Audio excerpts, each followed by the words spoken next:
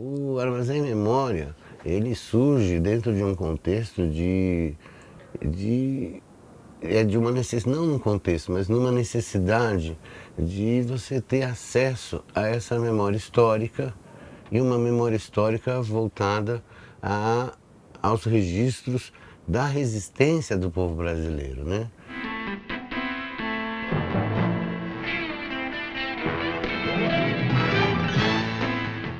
Cabeçalhos nos jornais europeus. Fala-se de genocídio de índios no Brasil. Cavalcanti, o ministro do Interior, responde: Eu nego formalmente essa acusação contra o Brasil. Nós nunca praticamos aqui o genocídio. Creio, nem sei mesmo como essa palavra chegou a ser empregada. E quem controla o poder do Estado, né? As elites que têm se mantido no poder do Estado, eles não têm interesse que essas memórias elas se relacionem com as gerações atuais. Então você tem um processo pedagógico no Brasil que isso não é levado em conta. Então você tem uma pedagogia do esquecimento, né? Então é muito comum você ter então iniciativas, né, de pessoas que acham que estão começando a fazer as coisas. Nada se começa a fazer. Alguém já fez antes. As coisas elas são apropriadas do passado, são transformadas, são elaboradas, são conectadas, fazendo outros nexos e aí você atua no presente, né? E dentro dessa falta de suporte para que os movimentos sociais, as escolas, a sociedade pudessem fazer essa relação, eu comecei a desenvolver o projeto em 2001, né?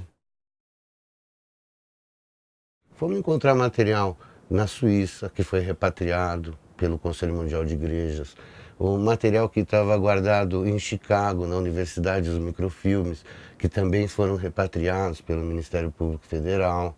Ele está online, as pessoas acessam, por exemplo, com 1 ano e meio de que ele ficou disponível para a sociedade, nós tivemos quase 3 milhões, um pouco mais de 3 milhões e 300 mil páginas pesquisadas. Então esse é um recorte do Armazém Memória, que é trazer essa memória dos que foram atingidos pela violência da ditadura militar.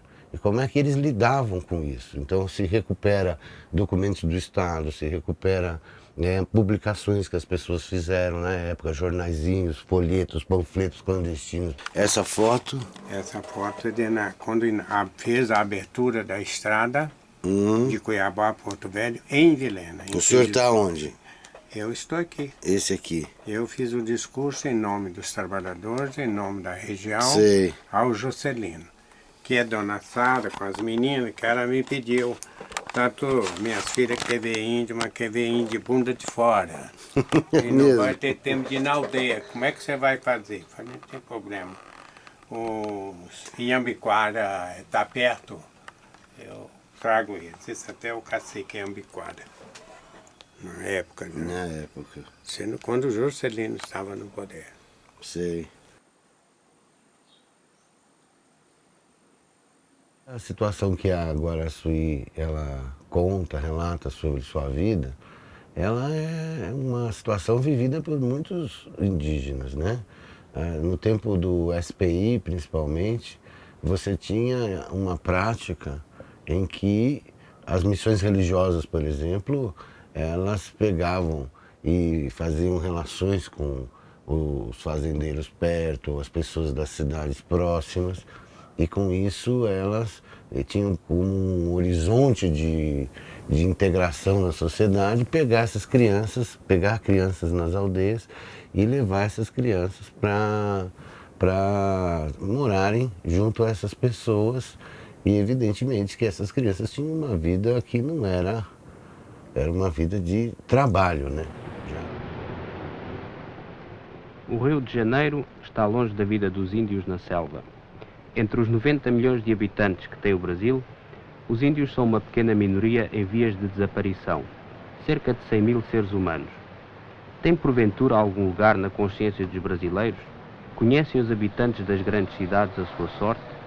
Serão algo mais que simples faces sorridentes nos bilhetes postais dos quiosques? Eis algumas respostas escolhidas pelo jornalista brasileiro Leo Breiner. Acho uma coisa espetacular, acho uma coisa muito interessante, o modo deles viverem. Acho bacana mesmo. Você acha que eles são maltratados aqui no Brasil? Não, são não. Não? Então, até que eles têm uma assistência muito boa. E se eles viessem viver assim na cidade, você acha que eles seriam bem acolhidos pelo povo em geral? Sendo civilizados, seria bem acolhido, sim.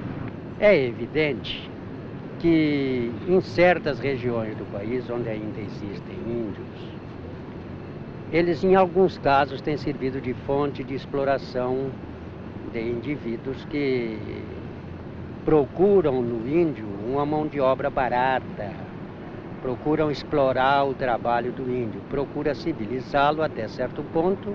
Quando ele vir pra cá, ele vai ser bem tratado aqui. Isso. Não vai ser nada mal pra ele, não. E chegava-se até a comercializar a criança, né? Então, teve chefe do posto que foi denunciado que ele trocou uma criança por um fogão.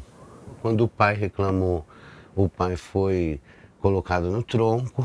Quer dizer, esse tipo de situação são situações relatadas que podem muito bem ter sido vividas, por exemplo, pelo pai dela, né? A mãe dela, ou os parentes próximos, os parentes da aldeia que não concordavam com isso, né? Você tem os Chetás, por exemplo, que foi um povo que sofreu um processo de genocídio praticamente, sobraram muitos poucos indivíduos, né, no Paraná, e é objeto da Comissão Estadual da Verdade do Paraná, que eles estão estudando, vão apresentar um relatório agora no final do ano, em que consta a questão do que aconteceu com o povo Chetá.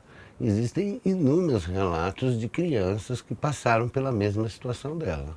Você acha que entre o índio e, por exemplo, e pessoas assim escuras haveria problema ou não? Conforme, né? Se eles fossem Acho que não. educados, Se não? fosse educado, não haveria problema. Deve ter melhor amparo, né? Apesar de que o governo está, no momento, tratando disso, né? A impressão que eu tenho é essa, né? Eu tenho lido jornais e tenho visto que, de fato, o governo está se interessando por ele. O senhor acha que até alguns anos atrás o índio era melhor tratado do que agora? Eu penso que não. Agora está sendo melhor tratado. Aí, recentemente, com o processo da Comissão Nacional da Verdade, a gente identificou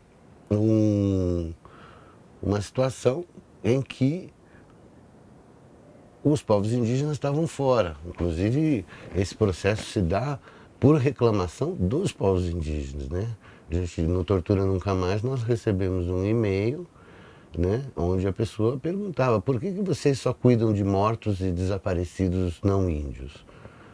Quer dizer, qual é o sentido disso? E dentro dessa conversa ficou-se estabelecido que de fato era um erro e que era preciso olhar o que aconteceu durante a ditadura militar com os povos indígenas.